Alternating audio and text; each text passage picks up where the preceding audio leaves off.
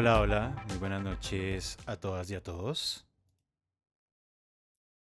Les doy la bienvenida nuevamente al Club de Lectura Un Mundo Feliz. Para quienes no me conocen, mi nombre es Diego Ortiz, Diego Ortiz Balbuena. Yo estoy coordinando el Club de Lectura Un Mundo Feliz desde el año 2020. Nos hemos estado reuniendo todos estos años de manera virtual y por ahí eventualmente nos encontramos presencialmente. Antes de empezar a charlar del autor y de la novela que nos trae en este ciclo corto, que son 3 encuentros que vamos a tener para hablar de esta novela y de este autor, eh, comentarles un poco a las personas que son nuevas en este espacio, pues cómo funciona este club de lectura. Si ustedes se han dado cuenta, eh, es un ciclo de 3 encuentros, 3 miércoles de 7 de la noche a 9 de la noche, en donde el objetivo principal es que podamos compartir y socializar nuestra experiencia lectora alrededor de la obra que estamos leyendo. Este espacio no es un espacio ni formativo ni catedrático, no es un espacio donde yo acá durante las 2 horas me pongo a hablar de el autor y su vida y su obra y las reflexiones personales que yo tenga exclusivamente sobre el autor y esta novela, sino que es un espacio en donde entre todas las personas que quieran, evidentemente, participar, pues empezamos a hablar un poco de qué es lo que sentimos y percibimos de esa lectura que estamos realizando. Por eso la segmentación de la obra. Para el día de hoy, pues vamos a empezar a hablar de Estrella Distante, pero solamente de los capítulos 1 al 3. Bueno, yo tampoco había leído a Roberto Bolaño. Bueno, entiendo, no sé si estoy en un error, que él hace parte, o sea, él es el que está narrando la historia, ¿no? Él es el que hace parte, es como personaje, porque dice que la primera vez que vi a Carlos, entonces es como el narrador, o sea, que hace parte también de los personajes. No sé, eso es lo que entiendo, ¿no?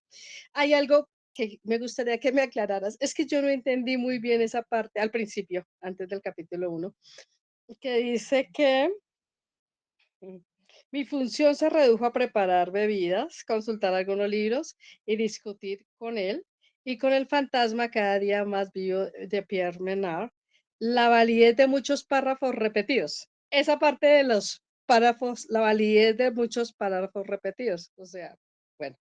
Bueno, ahí me quedó como, cuando comencé a leer, bueno, pues esa duda me surgió, ¿a qué se refería? Con eso no, como que no lo capto, todavía no lo capto, o sea, no sé, no.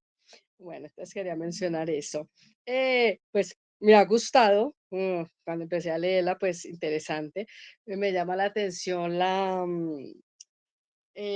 cómo narran y cómo, bueno, primero, eh, que eran muchachos jóvenes, sus edades eran. Claro, entonces cuando pues comencé a leer y bueno, yo sí, sí, claro, leí que eran jóvenes, pero a medida que transcurría, no sé, porque en mi imaginario como que veía como, como sus pensamientos, como cosas así, talleres de poesía y que participaban en esa clase de cosas. Yo decía, pues, ¿no? Como muchachos jóvenes en ese cuento, pero claro, entonces ya como que uno va mirando que pues era otra época, y que era el año 1971, entonces ya como el contexto, sí, o sea, empieza uno como, bueno, eso me pasó a mí, ¿no? Hola, ¿cómo están? Pues esta es mi primera vez aquí en el club, pero no mi primera vez con Bolaño. Bolaño también llegó como él presenta sus personajes. Llegó a mi vida porque escuché a un amigo hablar sobre él. Y es como, no, ¿y con qué novela? Le está preguntando a una amiga, ¿con qué novela me recomiendas empezar a leer a Roberto Bolaño? Y él llegó y dijo, no, lea Amuleto. Y yo, listo, anoté, Amuleto.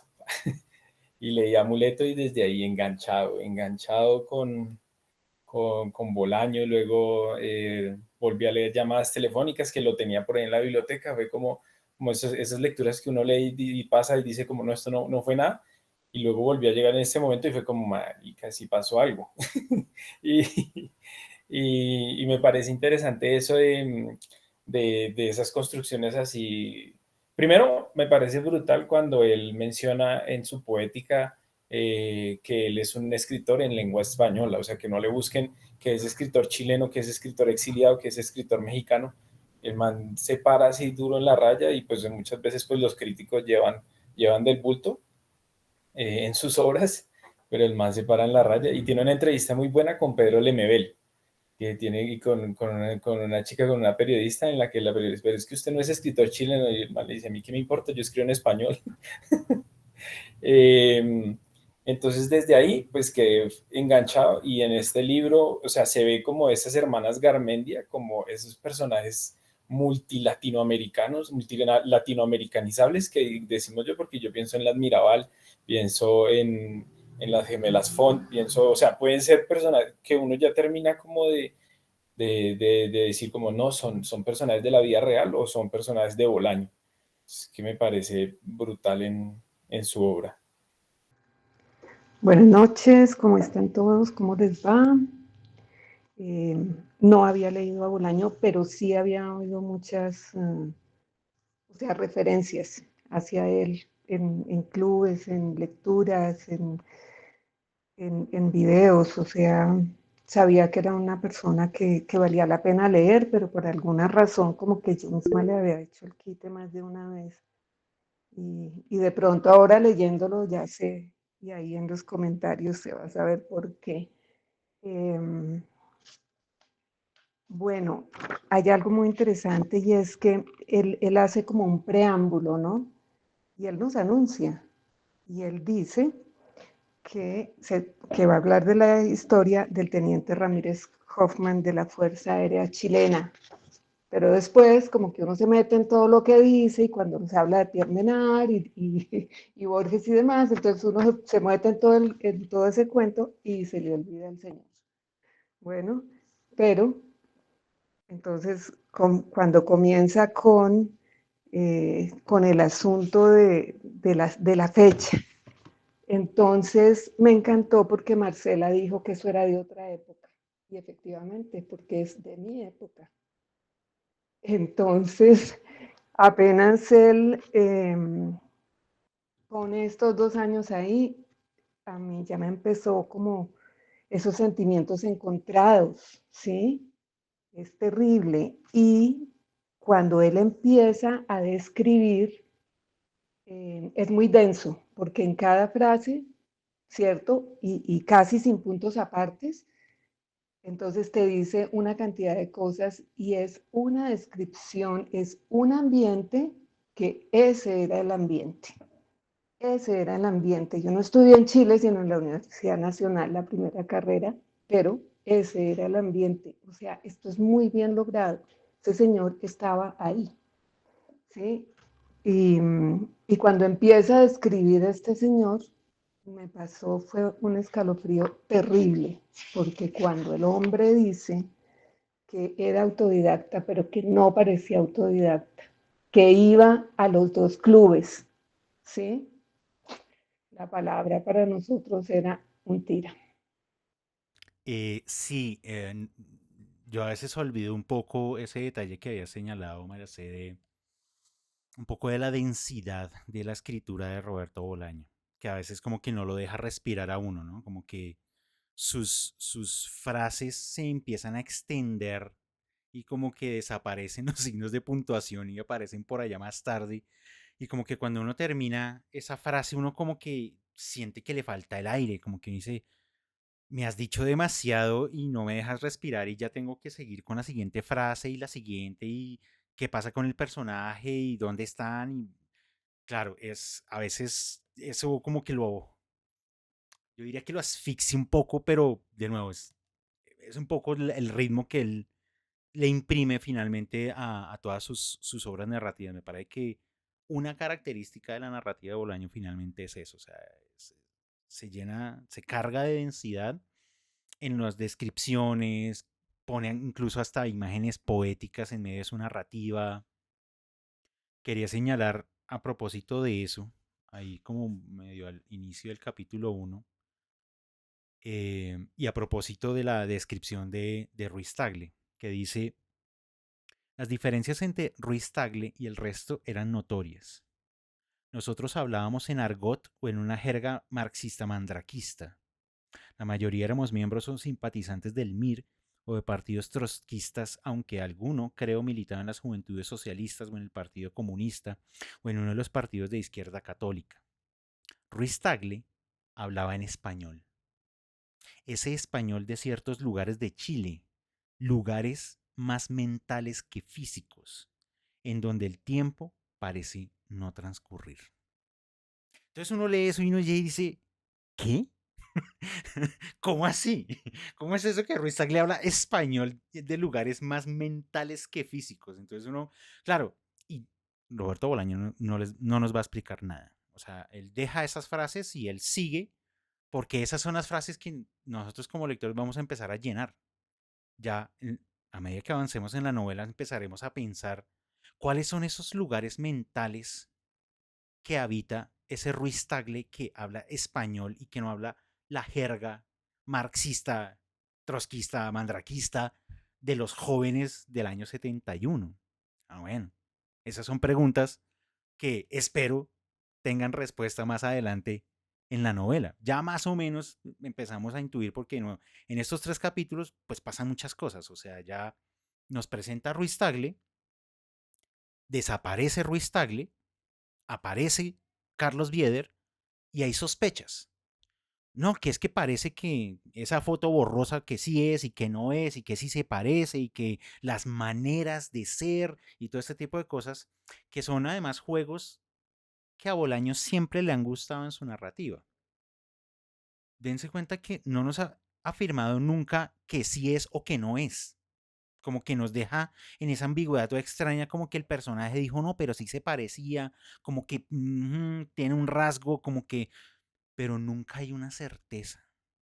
Y eso sí, tenemos que ir viendo que la historia va a estar construida sobre ese conjunto de dudas, porque finalmente creo que el juego verosímil de la novela es que los personajes, como estuvieron viviendo esas, esas circunstancias, pues entre que el recuerdo es vago y que no estoy seguro, pues un poco como le termina pasando a uno en la vida real, ¿no? Como que pasa el tiempo y uno le preguntan de una situación o de una persona y uno es como, pues yo lo recuerdo de esta manera, pero pues no sé, han pasado 30 años, 40 años, entonces no tengo ni idea. Entonces los personajes se desarrollan, o al menos Bolaño, hace que sus personajes se desarrollen de la misma manera, muy humanos en ese sentido, como que pues yo no me acuerdo totalmente de él, yo recuerdo ciertos rasgos, yo lo veía por aquí, yo lo veía por acá, hablaba de esta manera, se vestía de esta otra. Y lo que decía María C, solo hay un personaje que, hasta donde recuerdo, creo que era la Gorda Posadas, estuvo en la casa de él, de Ruiz Tagle, y pues claro, llega y entra y dice, pero es que aquí no hay nada. O sea, este señor tiene este apartamento prácticamente vacío y pues, qué sujeto tan raro, qué sujeto tan raro. Muy raro para ese contexto en el que se está creando la historia. Y por ahí vamos, y por ahí vamos. Juliana, te escuchamos. Hola, buenas noches. ¿Me escuchan ahí? Fuerte y claro. Vale. Bueno, es la primera vez que leo a Roberto y bueno, me llama mucho la atención que la novela se desarrolla en un ambiente muy político. Entonces, tenemos este grupo de personajes, son muy jóvenes, tienen entre 18 y 23, y en cierta forma, a pesar de que están en un ambiente tan violento y como ya habían mencionado, que se pueden desaparecer en cualquier momento, es una burbuja. Ellos están estudiando algo relacionado a humanidades y van, creo que cada dos veces por semana a este club de poesía. Y bueno, y llega este personaje que a mí me parece inquietante, pero también muy curioso, porque el narrador pues no lo logra discernir. Digamos que yo siento que es, bueno, empezando porque él tiene mejor relación con las mujeres, entonces habla de las gemelas, que eso me llama mucho la atención, de la gorda, y, y pues el narrador no logra conectar con él de la forma que quisiera. Es como envidia, pero al mismo tiempo es como, ay, pero quiero saber de él. Muy buenas noches para todos. Pues les voy a contar la verdad, es la primera vez que estoy en un club de lectura y me parece súper interesante poder como aprender y poder compartir con ustedes estas letras y esta lectura. Y pues algo que me pareció curioso con esta obra o con esta novela es que tiene su tinte jocoso y también tiene su tinte político, porque pues está hablando desde Allende, entonces pues es muy difícil poder comprender todo lo que ha pasado en Chile y creo que la estrella distante que está en la bandera de Chile tiene mucho que ver con todo lo que ha pasado políticamente y precisamente esos tintes que tiene de jocosidad me gustan porque, por ejemplo, me encanta Patricia Méndez, que es la gordita. Me parece que es muy interesante ese personaje porque es como la mediadora, ¿no? Es como la que es amiga de Ruiz, pero también es amiga de Viviano y pues de este personaje también que está como narrando la historia. Entonces es muy interesante todo lo que está pasando en esta novela y yo también iba a seguir como el cuarto capítulo y yo dije, no, esperemos a ver qué dicen y ya. Pero sí, me ha enganchado la verdad y me gusta mucho aprender. Entonces, muchas gracias.